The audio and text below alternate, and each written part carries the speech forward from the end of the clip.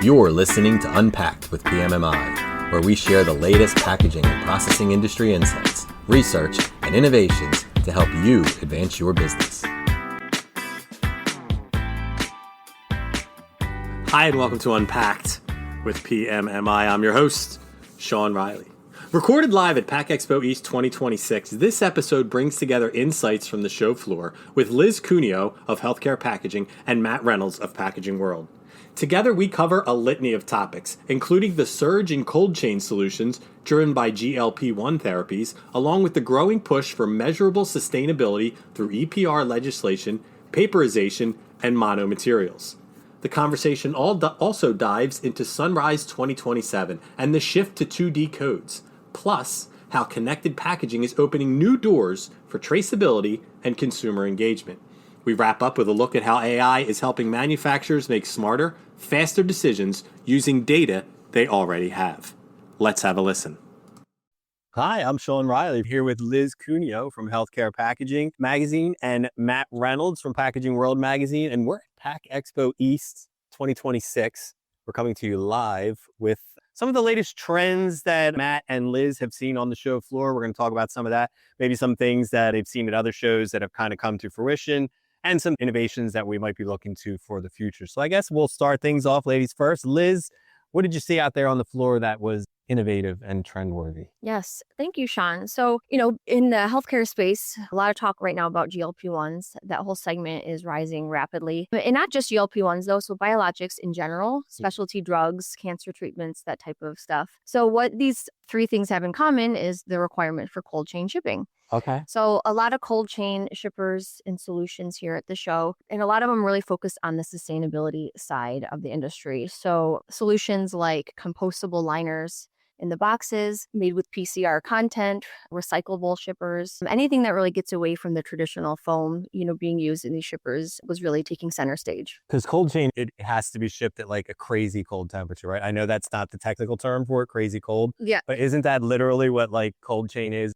Because I remember this was a thing getting the vaccines back in Yes, the exactly. period where Yep, there the was very specific range that they have to be within during the whole time. So from shipment all the way to the front door of, a pharmacy, what have you, a physician. So it's definitely an important thing. So, but it's interesting that the industry is also, trying to really work in that sustainability in addition to keeping the drugs, of course, at the optimal temperature. Right. And I know that medical and healthcare often have to wrestle with the sustainable ideas or options that are available to them because they have to keep the stuff safe, but at the same time, a lot of it's single use. Highly regulated industry, of Yes. course. So that's, that other kind of challenge when we talk about sustainable materials. Luckily in cold chain, these aren't really coming in contact, with the drug itself. So I think you get a little more leniency there. But yeah, a lot of regulations surrounding what's safe or what's appropriate for that class. Interesting. And because sustainability, it's here now. For years we've been talking about it, but now it's everywhere. So I'm assuming, Matt, that you couldn't have gone very far on the show floor without stumbling upon some sustainable type materials, innovations, trends. I mean, it has to be everywhere. It is. It used to be a category or a topic. It's not a topic anymore. It's part of packaging, part of goals. I think some of the legislation, we've talked about EPR, extended producer responsibility. We were in sessions today describing where the states that it's rolling out in. California is doing it one way and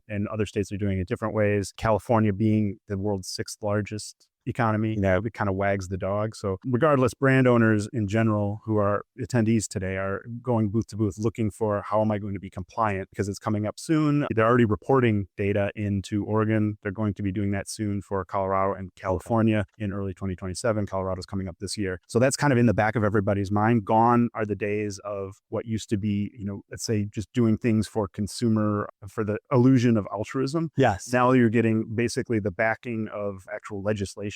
And it seems to be, the train has left the station. It seems to be gathering momentum. Yeah, it's not, is it sustainable anymore? It's how is it sustainable? Because it better be. Like, it's not, is it? It has to be. And it's being quantified in a way that it never has before because what's sustainable? Is it compostable? Is that sustainable? Is it recyclable? Defining sustainability has always been a very difficult thing. But with EPR, it's actually putting numbers and metrics to what we call sustainable. Now, the problem is, does Colorado match what California says? And, what Maine says? Is that going to be different than what Maryland says? eventually, in a perfect world, future state, we hope for some sort of, alignment between, or a federal push that way. But regardless, the effect on our attendees at PACK EXPO, brand owners mostly, also contract packagers, is going to be they're looking to optimize their packaging for sustainability. And there's a lot of different subsections, as we said, within that. At the show, I think one of the biggest trends that we saw, and Bree and I were out walking around and we were looking at paperization. Okay. It's appearing everywhere. Mars Kind had the big splash paper film. So we're seeing a lot more paper that uses some layer of some sort of barrier, because paper is trying to do what we've developed multi-layer plastics to do. Well, one layer is the tie layer, one layer is puncture resistance, one layer is barrier, water vapor barrier, another barrier is oxygen ingress. All these things we optimized packaging to have all these great properties. Now, to make it recyclable, we have to remove all these layers, and you have figure out how to do it on paper. But you have to have a small enough amount of, whether it's a mineral or a coating or something like that. We were at Dow a couple of days ago, right before the show started, and in their paper coatings division, seeing a lot of really interesting stuff there that will imbue packaging with real properties of water vapor transmission prevention and oxygen prevention transmission. If you move that out to the food service side, you're going to see some grease prevention. They have to worry about PFAS and so on. But paperization as a trend is just a massive one. We saw it all over the show floor here.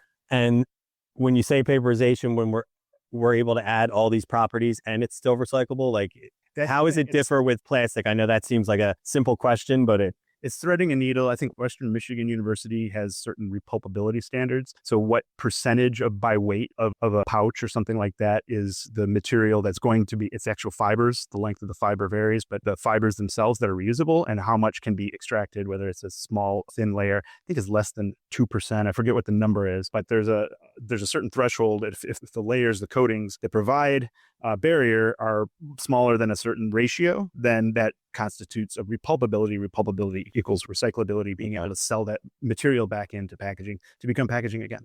Okay.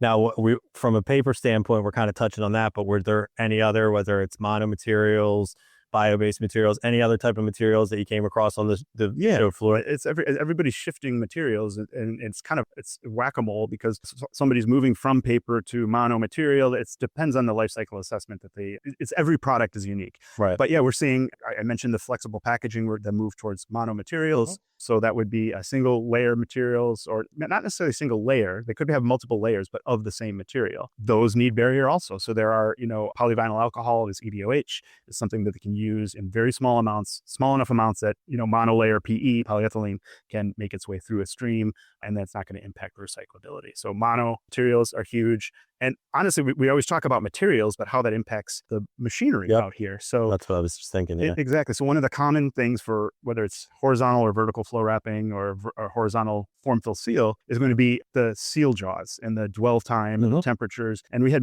poly material that was great for withstanding high temperatures, had this huge window. You could make huge mistakes and you'd still get that reliable seal, because we designed the material to be really forgiving. But now with the monomaterials, that's less forgiving. With paper, using paper as a film, that's much less forgiving. So you're seeing the machinery have to adjust. So brand owners are looking to their OEM partners to either create new machinery that can hit much more exacting spec for those seals when those seal jaws close, or better yet, retrofit existing machinery. Exactly. And a lot of times it could mean a whole new machine. It could be a retrofit, just changing the seal jaws. I saw a couple examples out there. Greener had a brand new seal jaw that is able to hit these really exacting standards for both paper and poly. I believe they might have had something to do with the Kind Mars rollout earlier this year. So it's a lot of words to say. Sustainability is everywhere, and it's not just the material, it's the machinery. Now, another topic that's popping up that I know you've touched on a bit, that I think you can both kind of speak to, is Sunrise 2027 is coming up. Is that something you guys have seen on the show floor? Is that having an impact on other aspects of packaging?